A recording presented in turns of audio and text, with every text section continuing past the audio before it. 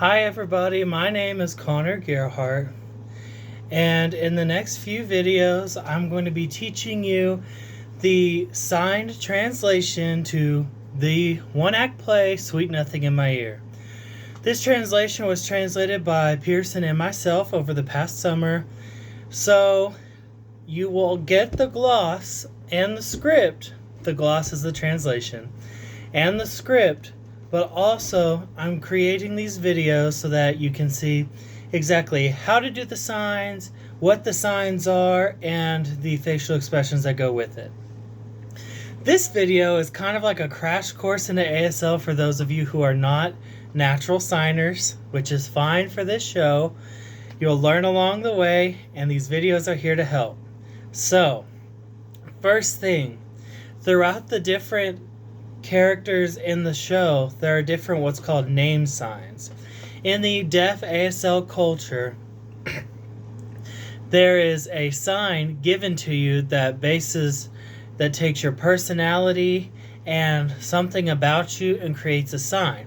For example, Miss Pearson's sign is L with a happy because she was very happy and her first name starts with an L. So it's an L with a happy. For me, it's a C, and it comes around and down, which means extra, because they thought I was a little extra.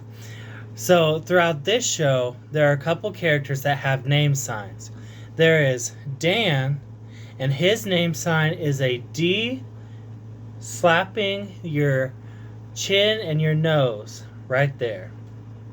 Next, there is Adam, and he is the son/daughter, of course, depending on which way it is cast.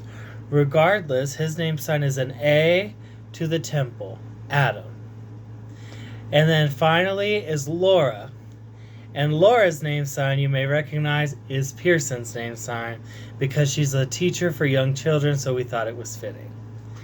Next, there is something that is called a signing box. This area from your chest to your belly button and about shoulder width out is called a signing box. 99.9% of your signs happen inside of this box. When you get out of the box, it's normally for like an expression or a character choice, but normally you remain inside this box with your elbows out a lot of the times with a taut position. Next, your facial expressions are so important. If the signs are the nouns, the facial expressions are the verbs. They're so important. For example, the facial expression can change the meaning of the sign. So there is one sign for understand.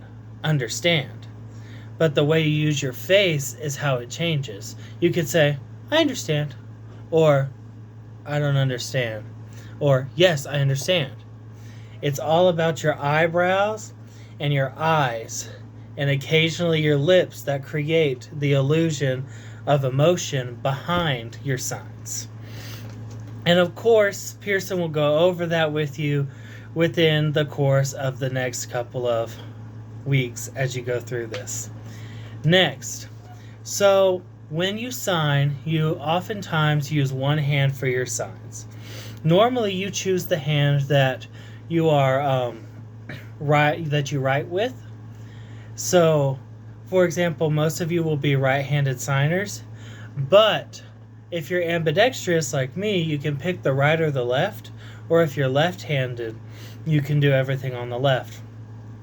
If you can choose the right hand, I would, because a lot of times, a lot of signs are taught with the right hand, but if you are left-handed and you would like me to recreate some videos for your character with the left hand, just reach out to Pearson and she'll talk to me and I'll make sure you get that. As you go through the videos, which are broken up into your character and your scene, there's going to be a comment section open at the bottom. If you have any questions, just leave a note in there and I'll get back to you as soon as I can. Okay, next, finger spelling. Several of you throughout the course of the show will have to fingerspell different names. Like, for example, I know Cincinnati is in there somewhere. So, really fast, I'm going to break down the alphabet and the numbers for you in hand signs.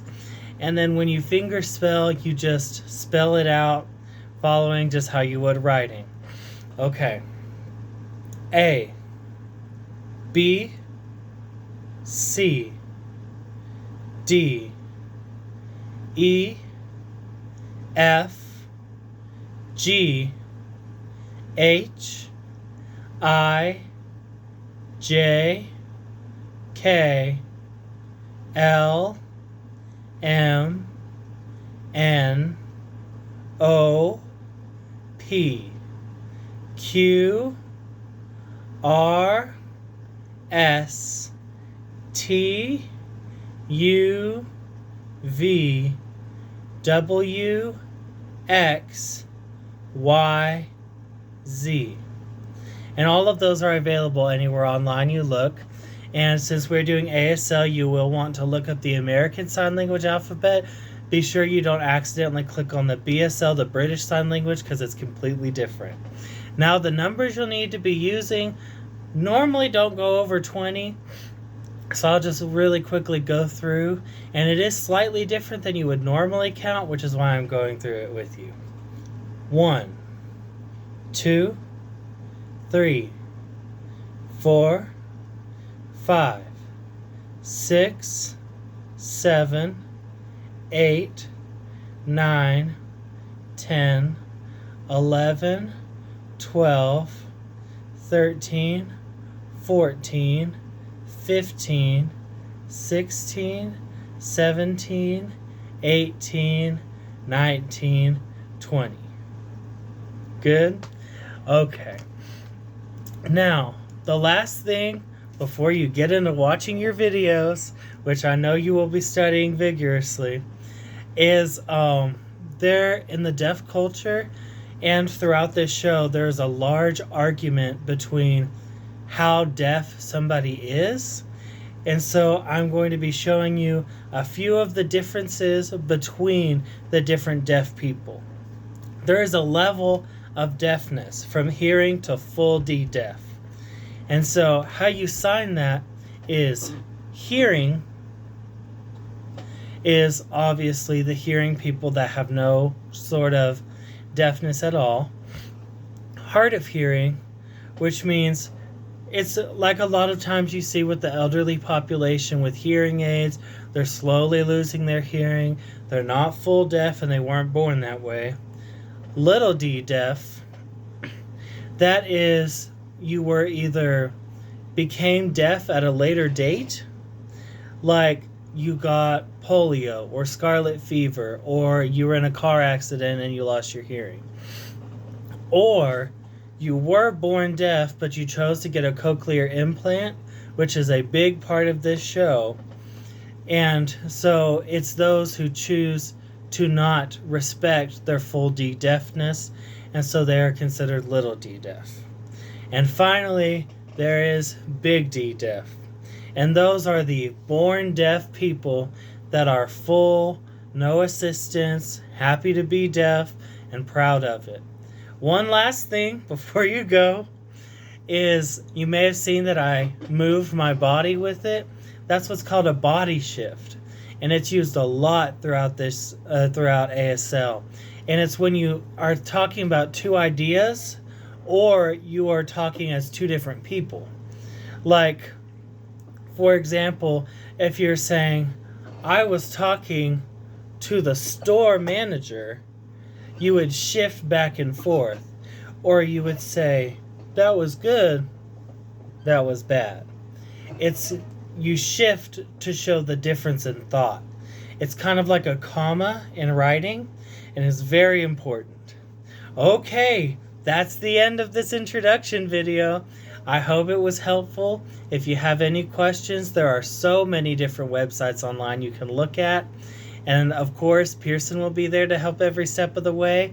And if you need, just write a comment in the comment section below and I'll get back to you as soon as I can. Good luck!